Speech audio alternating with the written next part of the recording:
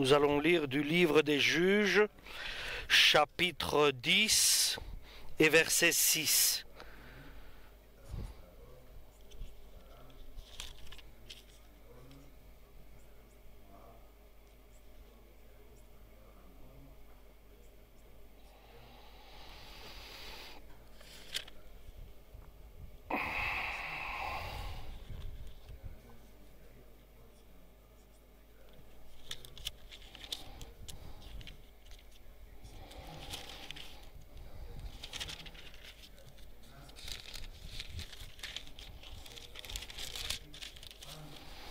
Après la mort d'Abimelech, Tola, fils de Pouva et petit-fils de Dodo, vint délivrer le peuple d'Israël. C'était un homme de la tribu d'Isaacar qui habitait Shamir, dans la région montagneuse d'Éphraïm. Il dirigea les Israélites pendant 23 ans, puis il mourut et fut enterré à Shamir. Yaïr, originaire de Galaad, lui succéda et fut le chef des Israélites pendant 22 ans. Il avait 30 fils qui montaient 30 ânesses et possédait 30 localités dans la région de Galaad. Maintenant encore, ces localités sont appelées les villages de Haïr. À sa mort, Haïr fut enterré à Camon. Les Israélites firent de nouveau ce qui déplaît au Seigneur. Ils adorèrent les dieux Baal et les déesses Astarté, ainsi que les dieux des Syriens, des Sidoniens, des Moabites, des Ammonites et des Philistins. Ils abandonnèrent le Seigneur et ne lui rendirent plus de culte. Alors le Seigneur se mit en colère contre les Israélites et les livra aux Philistins et aux Ammonites. Dès lors et pendant 18 ans, ceux-ci opprimèrent et persécutèrent les Israélites qui vivaient en Galaad, la région amorite située à l'est du Jourdain. Les Ammonites traversèrent même le Jourdain pour combattre les tribus de Juda, de Benjamin et d'Éphraïm. Et les Israélites tombèrent dans une profonde détresse. Ils appelèrent le Seigneur au secours et lui dirent « Nous avons péché contre toi, car nous t'avons abandonné, toi notre Dieu, pour adorer les dieux Baal. » Le Seigneur leur répondit « Quand les Égyptiens, les Amorites, les Ammonites, les Philistins, les Sidoniens, les Amalékites, les Maonites vous ont opprimés, vous m'avez appelé au secours. Ne vous ai-je pas délivré de leur domination? Mais vous m'avez abandonné pour adorer d'autres dieux. C'est pourquoi je refuse de vous délivrer encore. Appelez donc au secours les dieux que vous avez choisis. C'est à eux de vous délivrer lorsque vous êtes dans la détresse. » Alors les Israélites reprirent « Seigneur, nous avons péché, traite-nous comme tu le juges bon, mais délivre-nous encore aujourd'hui. » Puis ils se débarrassèrent des dieux étrangers qu'ils avaient adoptés et rendirent de nouveau un culte au Seigneur. Et le Seigneur ne put pas supporter plus longtemps leur accablement. Amen pour la parole du Seigneur. Oh Seigneur.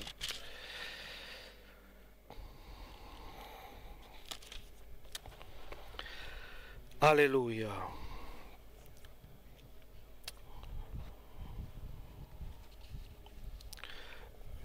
Le dernier juge était Samuel, a montré, a recommandé, a fait connaître au peuple un roi, Saül.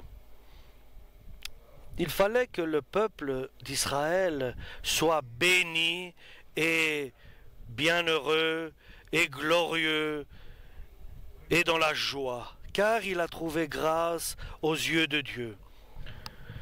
Dieu l'a libéré des souffrances de l'Égypte par des prodiges de la main de Dieu. Et Dieu l'a transporté, comme il avait promis à Abraham, Isaac et Jacob, dans une terre où coule le lait et le miel.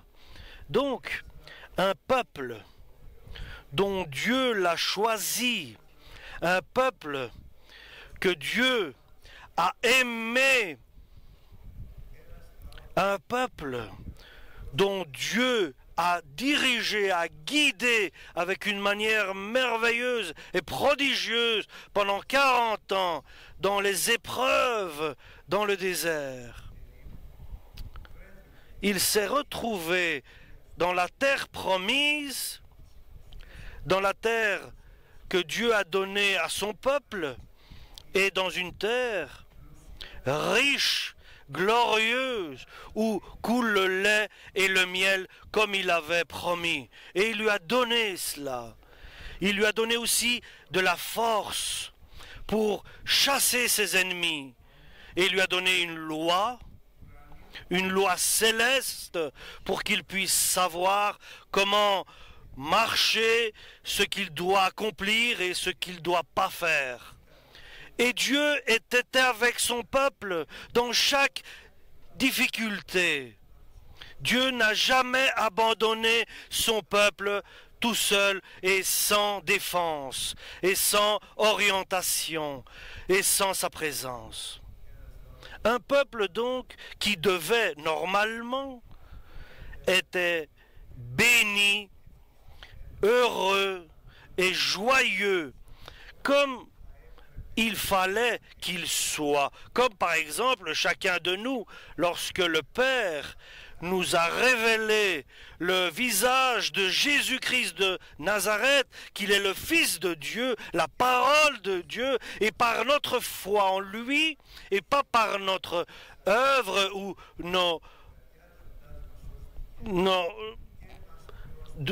les travaux que nous aurons faits. Il nous a préparé, promis une terre qui est le ciel. Et là, nous sommes dans son corps, qui est l'Église, qui est le temple de Dieu, et là où se trouve le Saint-Esprit. Et Dieu a promis par Jésus que je ne vous abandonnerai jamais tous les jours de votre vie jusqu'à la fin du siècle. Et comme à cette époque ancienne et maintenant, nous voyons que il fallait que par ces agissements de Dieu, il fallait que nous ayons la bénédiction, la gloire de Dieu, la joie, le bonheur en nous. Et comme Dieu avait donné à ce peuple d'Israël toute la protection, et Dieu a dit, si tu m'honores et tu fais mes commandements, tu accomplis ma loi, je serai avec toi et je te donnerai ce que tu as besoin. Et il a juré par serment, Dieu a donné à Abraham en disant, béni, je te bénirai et je vais augmenter ta postérité et ta descendance régnera sur toute la terre, sur cette terre que j'ai promise pour toi. Et dans ces 250 ans, après la mort de Josué,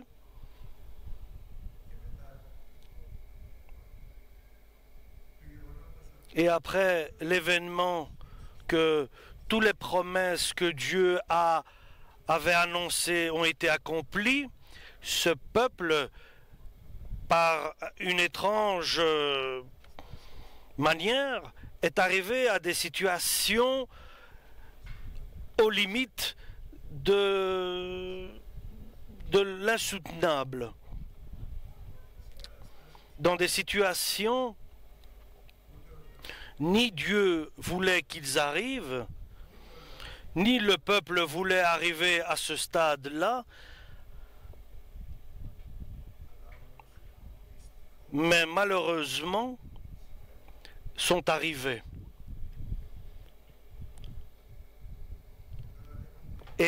maintenant, ce n'est pas de discerner et de voir pourquoi. Nous le savons parce que la parole de Dieu nous le révèle, nous savons parce qu'ils se sont tournés vers le mal, ils ont commis des péchés, ils ont abandonné leur Dieu, ils ont abandonné les commandements du Dieu très haut, ils ont abandonné l'adoration, ils ont abandonné les prières de celui qui était leur protecteur, leur bienfaiteur, et ils ont suivi de faux dieux des nations.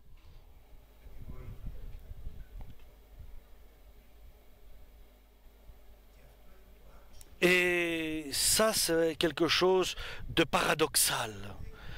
Cela n'est pas arrivé qu'une fois seulement. Et cela s'est répété de la même manière. Et la question est pourquoi? Que s'est-il passé avec l'être humain, avec le peuple d'Israël, et que la logique voulait qu'il bénéficie chaque instant la bienveillance de Dieu, et surtout une bienveillance bien précise de Dieu pour son peuple. Et ils se sont retrouvés dans l'embarras, dans les soucis et les douleurs de leur éloignement, de leur égarement de Dieu. Et nous savons que tout dépend de ce que le cœur décide. Tout dépend de nos décisions que nous prenons. Notre avenir dépend de notre décision, de nos choix. Et la question est la suivante. Ils se sont trouvés dans l'embarras, dans la difficulté, dans l'impasse, dans une voie sans issue. Et comment revenir? Et comment ils ne vont pas retomber dans les mêmes erreurs tragiques qu'ils ont faites?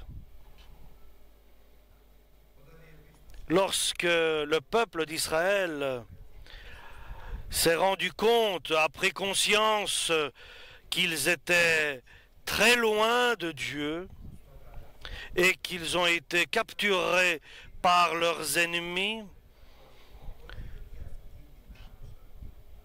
pas c'est que leurs ennemis sont devenus plus forts, mais Israël a perdu sa force qui était Dieu, qui était leur protecteur, lequel ils ont abandonné. Ils ont commencé à suivre leurs réflexions, leurs fantaisies, d'autres personnes et pas Dieu, d'autres enseignements, d'autres paroles. Lorsqu'ils sont arrivés encore une fois dans cette situation d'impasse, encore une fois, ils reviennent vers Dieu, leur seul Sauveur, et ils crient vers Dieu. Nous avons péché.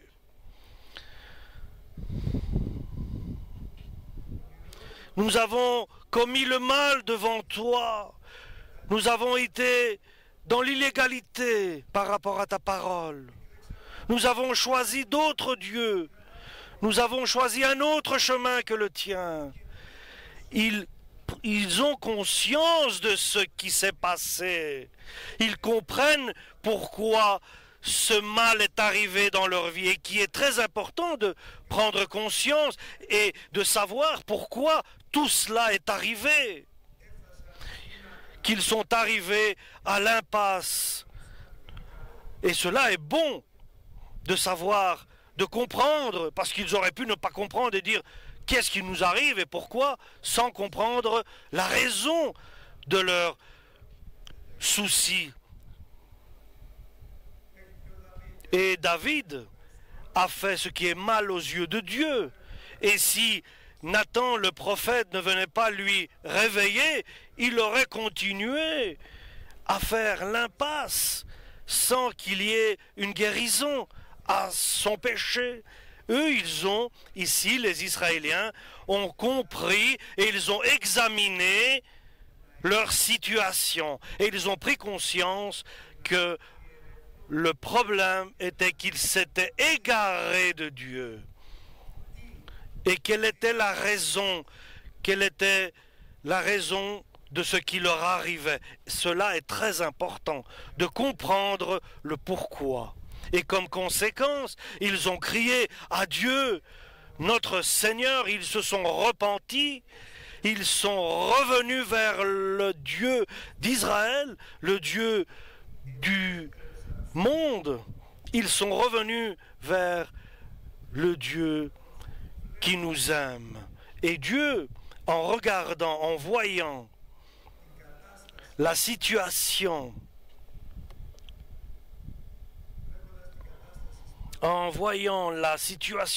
dans laquelle où ils étaient, Dieu s'est fâché et il leur a dit,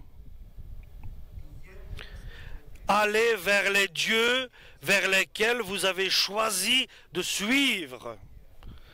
Et eux, d'une manière bien précise, ils insistent à demander de l'aide du vrai Dieu, du Dieu d'Israël. Que veut dire qu'ils insistent? Ils se rabaissent encore plus devant Dieu.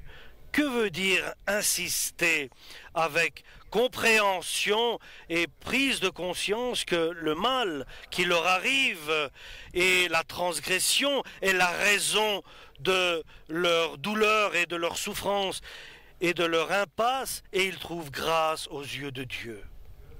Dieu donc a de la compassion pour son peuple. Il a de la compassion dans toutes choses pour celui qui se repent, qui revient vers lui. Et Dieu décide de les aider, de les secourir. Et la question est la suivante: comment va-t-il les secourir? Et il faut que maintenant se trouve une personne qui va aider et qui sera un serviteur de Dieu.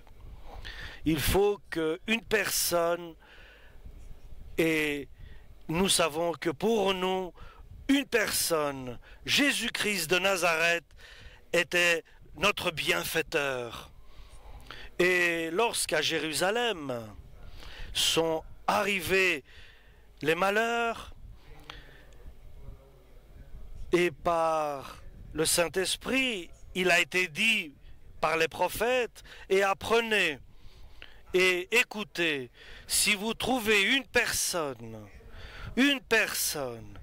qui accomplit la justice de Dieu, une personne qui cherche la vérité, une personne qui a la décision de suivre la justice de Dieu, la parole de Dieu, les commandements de Dieu, d'accomplir la parole de Dieu. Une personne qui est juste et qui cherche la vérité. Dieu ne cherche rien d'autre. Tout le reste, il le fera lui, mais il cherche une personne adéquate qui a deux caractéristiques. Qu'il ait pris une décision ferme, sans être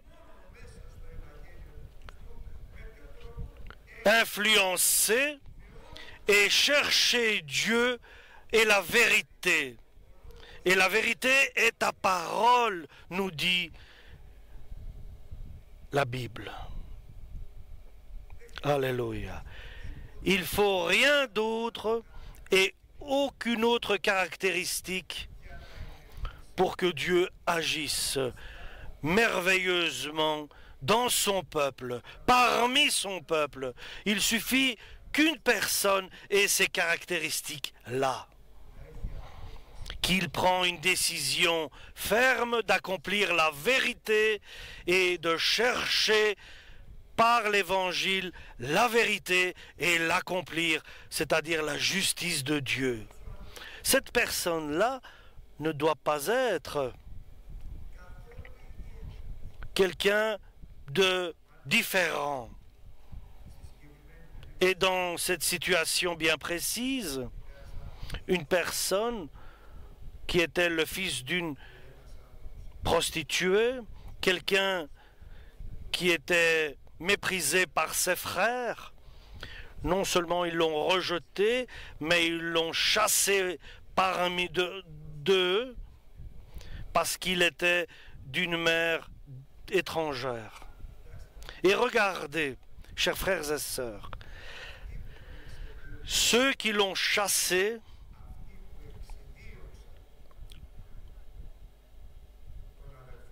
leurs frères, ce sont ceux qui ont péché et qui ont amené le mal sur eux, le malheur sur eux. Mais Dieu agit d'une manière que nous ne pouvons pas imaginer. Et le message aujourd'hui est le suivant. Je juge qu'il est très important ce message. Une question s'impose. Veux-tu être une personne parmi ceux que Dieu choisit pour le salut de ses enfants? Alléluia. La question est simple. La question est simple. Nous pouvons dire non. Nous pouvons dire oui et ne pas donner de suite à cette question. Nous pouvons dire oui et qu'il n'y ait pas de contrepartie, qu'il n'y ait pas de vérité, ou bien nous pouvons dire oui en examinant notre propre personne dans notre quotidien aujourd'hui, si vraiment nous sommes et nous voulons être celui que Dieu choisit pour être un de ceux qui a pris la décision d'accomplir la justice de Dieu et qui cherche la vérité. Alléluia. Même si tu es le plus petit, le moins important, celui qui est rejeté, celui qui est chassé, qui que tu sois, et quoi qu'il arrive, si aujourd'hui tu prends la décision, aujourd'hui, pourquoi? Parce qu'il est certain que dans ton entourage, il y a beaucoup de personnes qui sont venues dans une impasse à cause de leur transgression et de leur illégalité, à cause de leur péché. Et nous le voyons, et surtout, ils sont peut-être des bonnes personnes, mais ils sont en dehors de l'évangile de Jésus-Christ, notre Seigneur. Alléluia. Ce n'est pas une question que la personne soit une bonne personne.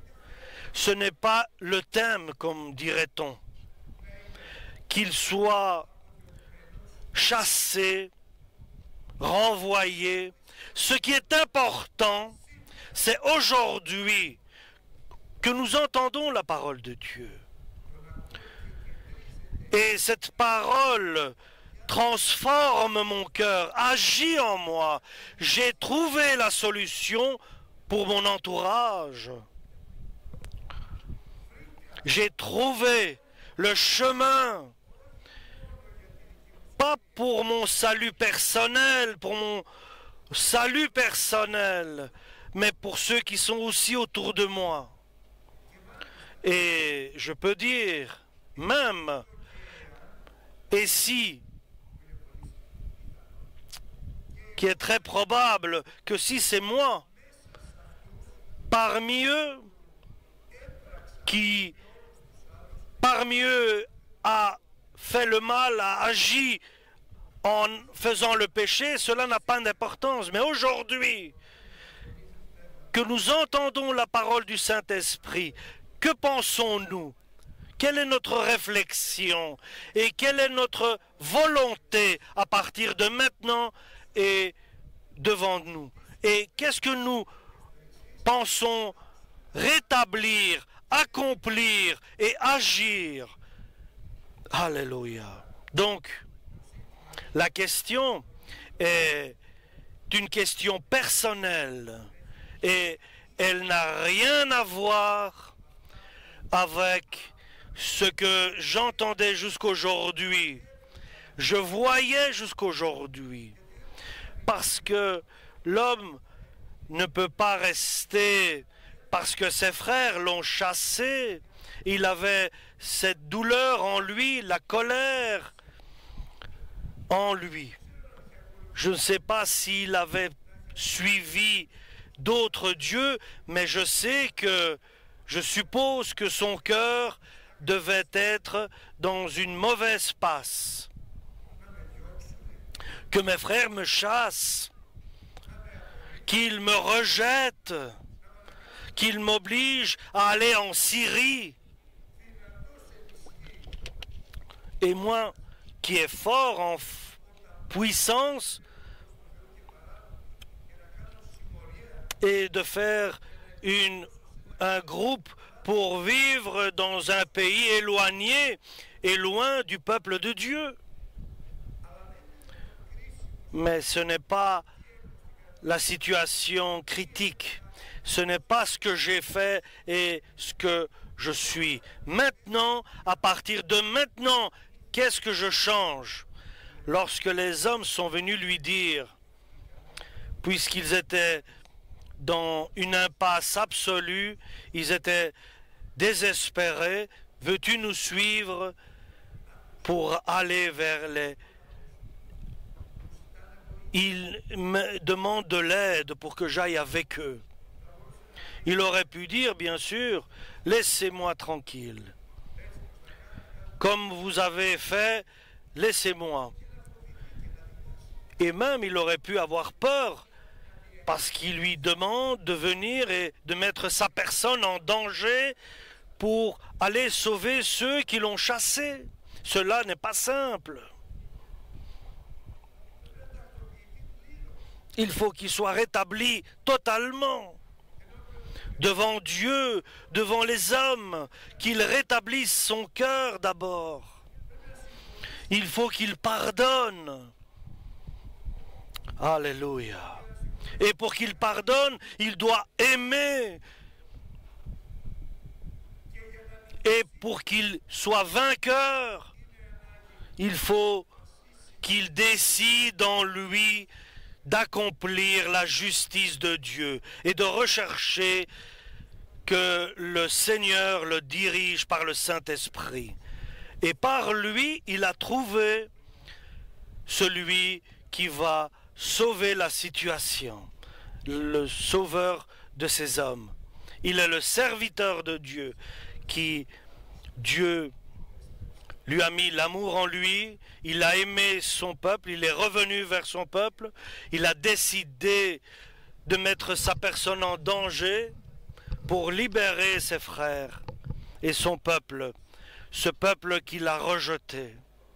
Et comme conséquence, il est venu, et Saint-Esprit est venu sur Éphial, et à partir de là, l'œuvre de Éphial, l'œuvre a été prise en charge par Dieu. Et par le Saint-Esprit, cette personne a agi et a fait la volonté de Dieu. Ce qui paraît difficile est simple pour Dieu.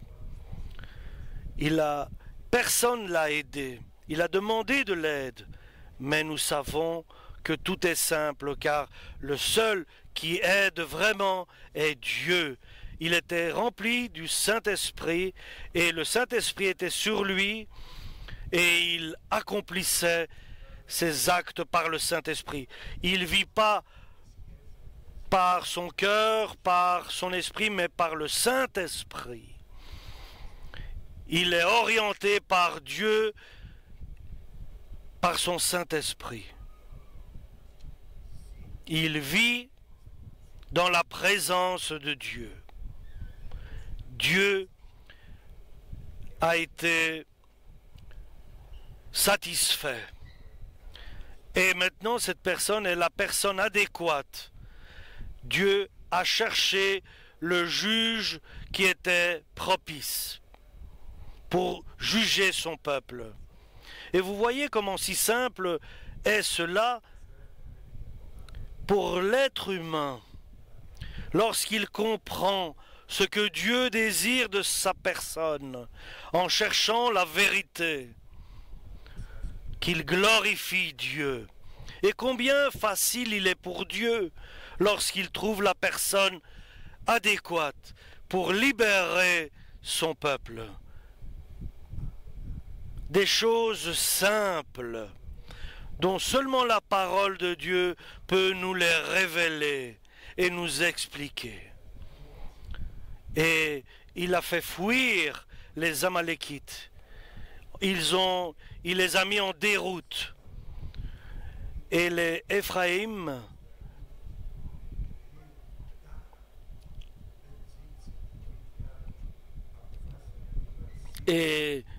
ceux d'Éphraïm ont dit: nous allons brûler ta maison parce que tu n'es pas venu nous demander de l'aide, ont dit ceux d'Éphraïm. Le mal n'est pas seulement ce qui est arrivé de ses frères qui l'ont chassé, le mal n'est pas le mal qui est venu des Ammonites, mais maintenant vient un plus grand mal de ses propres frères. Mais Dieu est avec lui. Alléluia. Mais Dieu va être glorifié dans sa vie et il va glorifier son peuple. Il est tout seul. Il était seul. Il était avec certains qui étaient dans l'illégalité. Il était dans un groupe qui était chassé, rejeté. Mais Dieu était avec lui. Et si Dieu est avec toi, qui peut être contre toi? Alléluia. Et la chose la plus simple, la plus facile, je dirais, comme Dieu a dit, Georges, la chose la plus simple que tu peux faire, que tu peux accomplir, c'est que Dieu soit avec toi. Il n'y a rien de plus simple. Tout le reste est compliqué et même impossible à accomplir. Tu ne peux pas t'en sortir. Et si nous réfléchissons que nous sommes dans les derniers jours, où il y a les douleurs de l'enfantement, où vas-tu tourner ton regard? Tu vois de l'angoisse, de la souffrance, du désespoir, des échecs et une impasse partout.